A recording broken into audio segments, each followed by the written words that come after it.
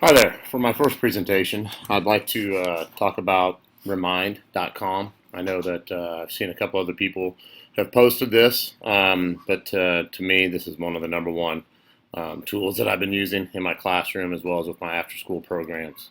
When I look at remind.com, I look at the reasons why I chose it. One is out of pure convenience. I run a program with about 400 plus students, and sometimes I need to communicate with them outside of the school aspect. We have Gmail accounts for the students, but I know students are usually readily available with their phones. I also have parents sign up for some of the different organizations that I use, and it really makes it a convenient as well as safe communication tool because of the fact that they can receive the information, but they do not respond back to the information, and I will use this if I need them to respond back to me.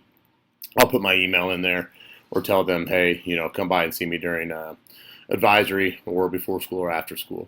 I like the fact that it puts the responsibility on the student that when information is sent to them, let it be a file of some sort. It's not, well, I forgot it or I don't have it, because you know that they do have their phones with them. Also, it's a great tool for organization of collecting information and receiving information back. The audience that I would like to use for something with this video would be three sets: teachers and coworkers. I learned this from one of my coworkers, actually at an in-service, and she taught it to me in about 30 seconds. I would use this for students because the signing up process, sometimes there's a couple students as well as parents that get a little confused on the process of how to sign up for this. The ISTE standards that I'd be looking at are T4C, which is promoting and modeling digital etiquette and social interactions, and then S58, which is advocacy and practice of safe, legal, and responsible use of information by our students. What I'd like to show you first is I've got a pretty simple setup here. You just go to the remind.com app or website, go to sign in, teacher sign up, or parent sign up. You'd have to sign in. I've already got a group up here. I actually run a powerlifting team with what looks like I have 142. I know I have 136 kids. I've got a couple parents that have signed up for this. Real simple, what happens is if I was going to add a new class of some sort, I could come over here to add a new class, type in my class name. Let's just say I'm going to do my nutrition course that I teach. A unique code would be used by my students or parents to join the class. So it would be this Mr. Suizo. And you have to make confirmation that you're only communicating. This is the safety aspect, communicating with people 13 and older. When I go to add, what will happen is the students will text to this number, 81010. They will text this message. And at Mr. Suizo, what will happen is they will return with a send, a chance to send back, and they send back with their name. And when they send back with their name, what will happen is, I'll go over to my powerlifting class, is I will have a list of all the students' names over here to the side. Okay, I'll go back to this nutrition class. When I look at adding the students, so here's where we were before, I can also send invitations. So I could, in essence, I sometimes have a database file of emails, like an email list. I could copy and paste that in here, and that would send this link to the students if they're having issues with that. Sometimes I've had to do that for them on signing up.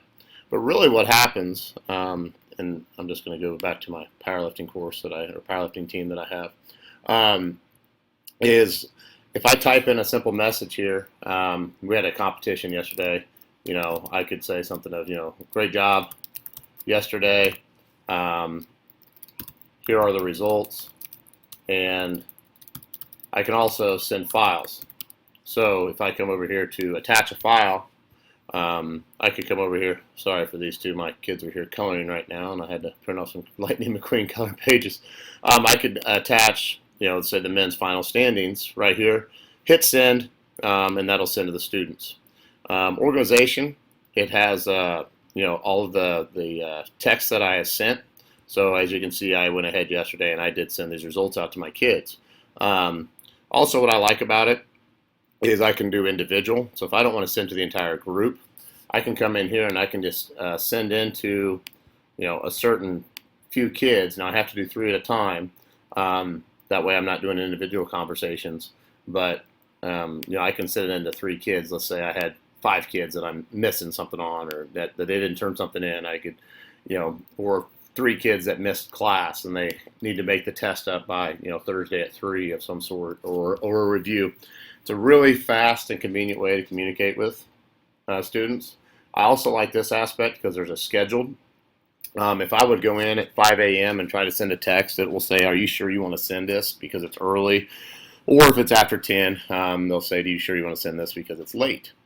So there's really some nice features to this of safety.